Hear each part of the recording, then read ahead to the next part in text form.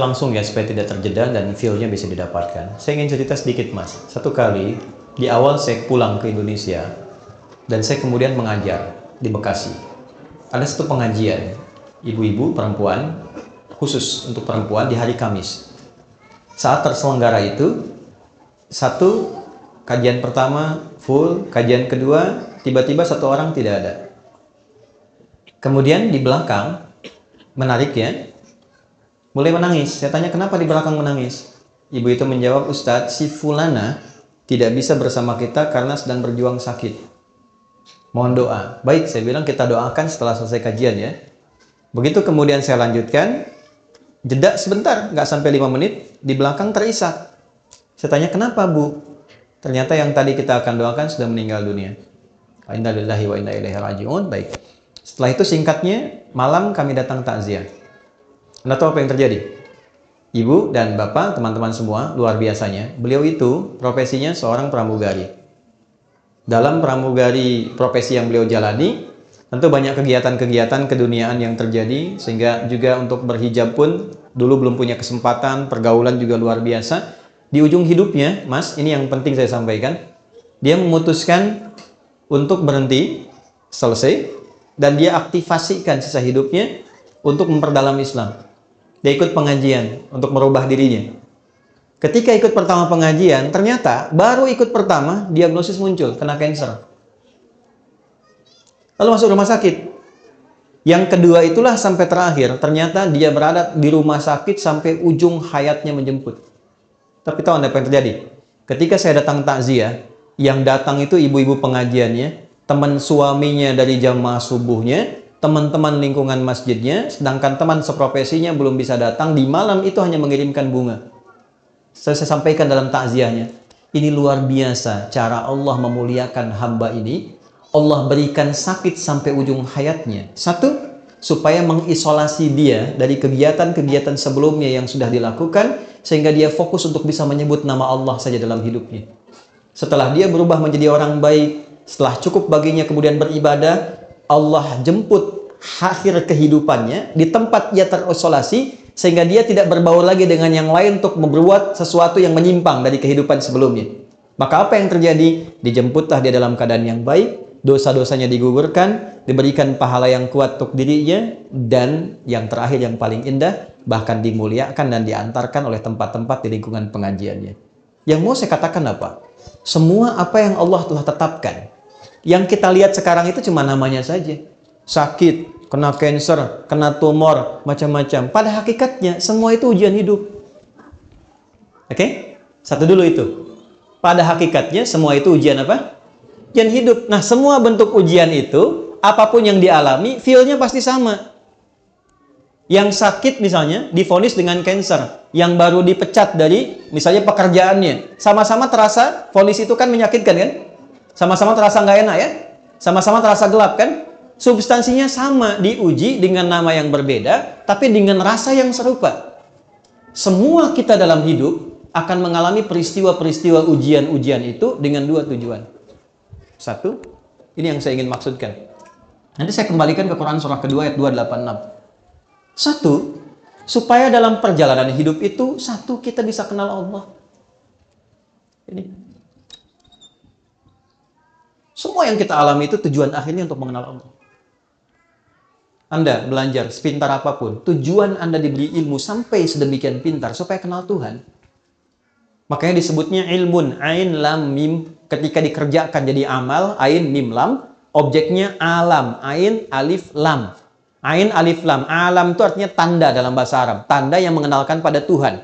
Kalau dijamakkan jadi alamin. Kita declare dalam salat alhamdulillahi rabbil alamin. Nah, sebanyak-banyaknya ilmu itu untuk kenal Tuhan. Sampai kalau lihat langit itu kita tahu, oh betapa indahnya Allah menciptakan ini. Begitu lihat lautan, betapa luar biasanya Allah menciptakan ini. Kalau cuma kita sampai hanya menyimpulkan lautnya bagus, bintangnya bagus, itu baru luarnya. Belum sampai ke titik ilmunya. Itu ada di Quran, surah ketiga ayat 190 sampai dengan ayat 200-nya. Nah, dari kita mulai menapaki hidup, tujuan terbesarnya kenal Tuhan. Anda kerja sampai kaya, sampai punya harta dan sebagainya. Silahkan. Tapi kalau sampai banyak harta nggak kenal Allah, ada sesuatu yang salah dalam episode kehidupan itu. Nah, ada orang-orang yang dikenalkan lewat sifat sukacita, suka. Hal-hal yang cenderung disukai. Dan bercita-cita untuk mendapatkan itu. Pintar, kaya, punya kedudukan. Ujungnya apa? Kenal Tuhan. Gimana caranya dengan harta itu kita dekat dengan Allah?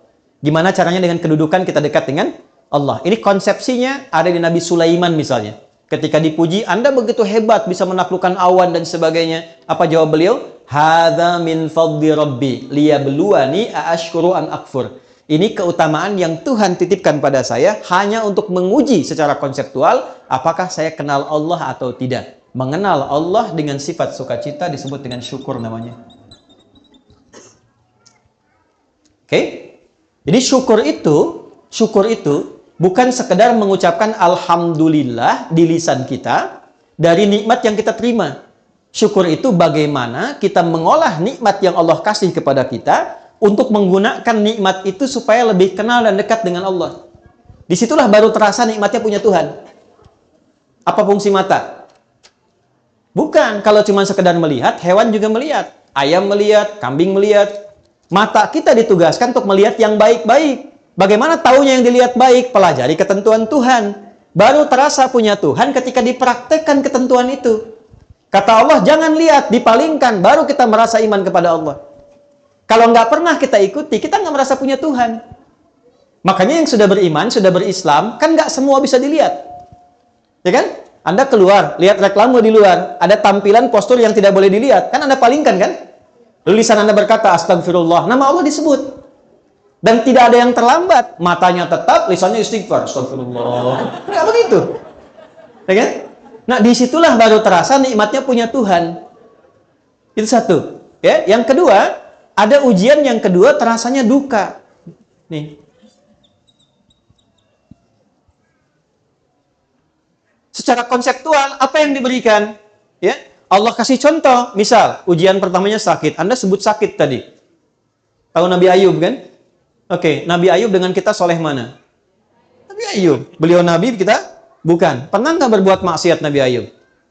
Tidak. Salah apa Nabi Ayub sampai diuji dengan penyakit yang dideskripsikan dalam Al-Quran? Penyakit itu tidak akan pernah dialami orang setelahnya dan tidak pernah dialami orang sebelumnya. Tidak akan pernah dialami orang setelahnya dan tidak pernah dirasakan orang sebelumnya. Artinya spesial, betul-betul sakit. Nabi loh. Sakit. Dan untuk menuju sakit itu ada dua proses dulu. Hari pertama, semua aset beliau itu habis semua. Beliau itu orang kaya, yang kaya luar biasa. Ternaknya banyak, kebunnya banyak. Hari pertama, satu hari, ternaknya mati semua, kebunnya terbakar. Ya, apa yang terjadi? Malah makin meningkat ibadahnya. Terima kasih ya Allah, Engkau titipkan ujian ini untuk saya, bukan pada hamba yang lain. Engkau percaya dengan saya. Setan makin penasaran. Ya Allah, minta izin. Yang kedua, wafatkan semua keluarganya dari anaknya. 12 anaknya, hari kedua meninggal semua. 12 anaknya, meninggal semua. Terima kasih ya Allah, yang telah menitipkan anak-anak itu untuk aku rawat, dan selesai tugasku merawatnya, dia kembali kepada pemiliknya. Setan makin penasaran. Ya Allah, izinkan, berikan ujian sakit. Yang tidak pernah dialami orang sebelumnya, tidak akan dirasakan orang setelahnya. Ya. Yang kalau di tafsir-tafsir itu agak berlebihan. Sampai ada binatang macam-macam, mau sholat dilepas dulu, itu agak berlebihan. Intinya sakit yang luar biasa. Apa yang terjadi? Malah nambah lagi ibadahnya. Sampai pada titik puncaknya. Nah ini poinnya. Quran, surah 21, ayat 83 sampai 84. Ini nanti jadi ijazah yang kita bisa teruskan pada pertanyaan Anda tadi. Sampai pada puncaknya ketika beliau tidak mampu menunaikan ibadah dengan sempurna lagi karena makin dahsyat penyakitnya yang kemudian menerpa, maka keluarlah kalimat ini. Wa Ayyuba, dan pernahkah engkau belajar dan dengar kisah Ayub? Idznada rabbahu anni massani yadhurru wa anta arhamur rahimin. Ketika beliau bermohon pada Allah dengan mengatakan, ya Allah, penyakit ini, perhatikan kalimatnya, sudah mulai mengganggu aku sehingga aku tidak bisa menunaikan ibadah lagi dengan sempurna. Jadi minta sembuhnya itu bukan sekedar ingin sehat, tapi motivasinya untuk lebih mendekati Allah. Anda kalau sakit pengen sehat, biasanya kan pengen sehat kan? Nah, setelah sehat tuh mau ngapain? Di Quran itu ada panduan yang sangat indah. Kalau penyakit Anda ingin disembuhkan, ya, dengan cepat, tatkala orang memvonis Anda mustahil, tidak mungkin dan sebagainya, maka satu hal yang pernah dicontohkan Nabi Ayub, arahkan kesembuhan itu dengan tujuan untuk meningkatkan kedekatan diri dengan Allah. Ya Allah, penyakit ini sudah mulai menghambat hamba untuk semakin meningkatkan ibadah kepadamu. Sedangkan kau yang paling sayang kepadaku. Kalau pada yang paling sayang tidak menyembuhkan, kepada siapa lagi aku mesti berharap? Wa anta arhamur rahimin. Apa yang terjadi? Fastajabna. Dijawab itu dengan cepat tanpa jeda. Harfu atfin rabitin baina syai'aini bila hudud. Paham? Tidak. Huruf yang menyambungkan dua peristiwa dengan cepat tanpa jeda. Peristiwa pertama berdoa, peristiwa kedua dikabulkan doanya. Antara berdoa dengan dikabulkan doanya tanpa jeda. Begitu bermohon, seketika dikabulkan. Tapi kapan pengabulan itu terjadi? Ketika sabar dijalani.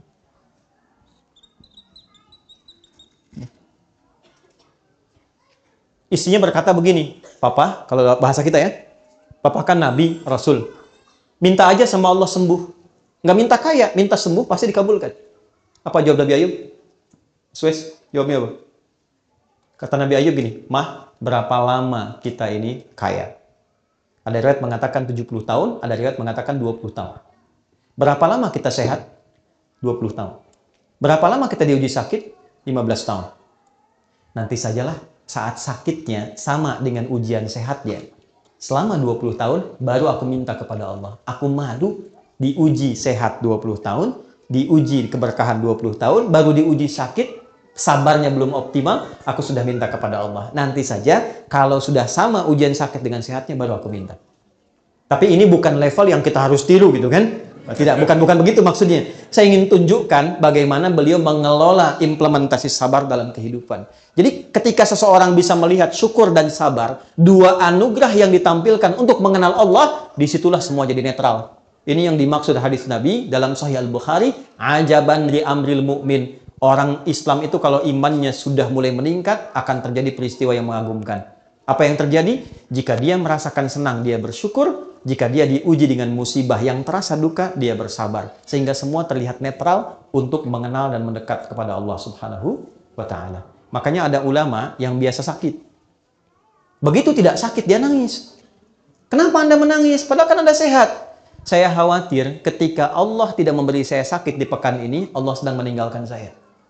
Saking pahamnya dengan esensi kehidupan. Jadi yang pertama yang ingin saya katakan, kita jangan simpulkan bahwa ayat Allah tidak mungkin menguji seorang hamba di luar batas kesanggupannya dengan menerapkan ayat itu kepada orang yang divonis penyakit tertentu dan terlihat kemudian dia berekspresi seakan-akan dia tidak sanggup menahannya.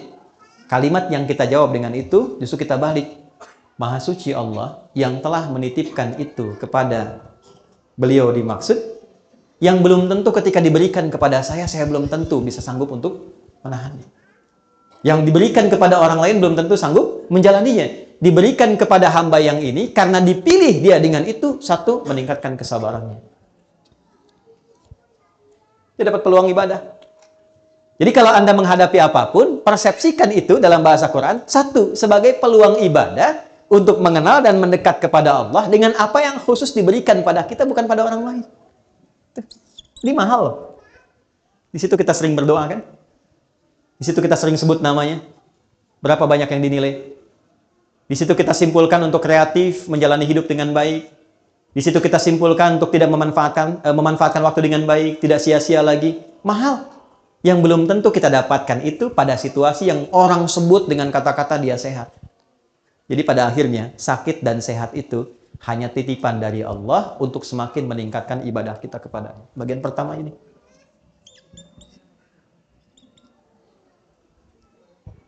Dua. Sebentar, maksudnya yang kedua tadi kan saya jawab dua.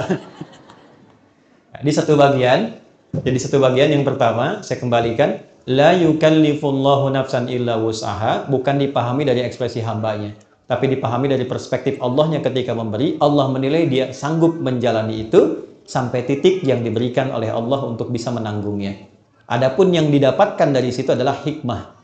Jelas hikmahnya kemana? Karena itu gini, cara bersikapnya, diberikan oleh Allah apapun terima dulu. Cara bersikapnya itu. Katakan pada diri kita, terima kasih ya Allah yang telah menitipkan ini kepada saya, bukan pada yang lain, karena engkau menilai aku sanggup menjalaninya.